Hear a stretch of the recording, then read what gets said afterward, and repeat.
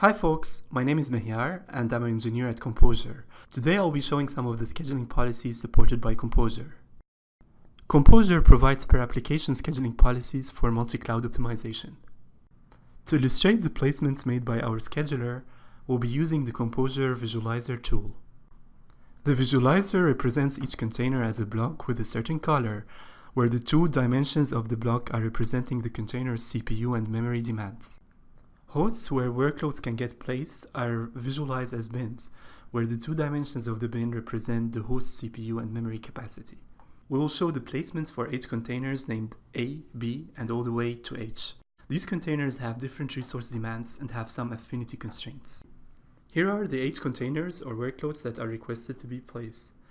The constraints are a workload affinity constraint between workloads A and E, workload anti-affinity constraint between workloads F and G, and finally a host affinity constraint between workload C and host 2. We start first by visualizing the spread policy, which balances the host's utilization while respecting all constraints. The minimize compute policy, on the other hand, uses the fewest number of hosts while respecting all constraints. The next policy is minimize cost, and it considers the cost of the hosts and finds the cheapest allocations.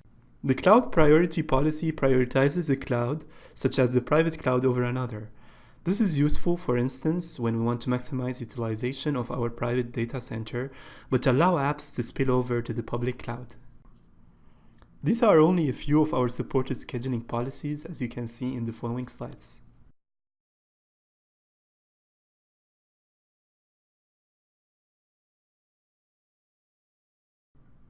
We also allow you to create your own policy easily using a simple programmable language. Here we show an example of a newly created tag-based anti-affinity policy using a simple syntax. Thank you for watching. To learn more about Composure, visit us online.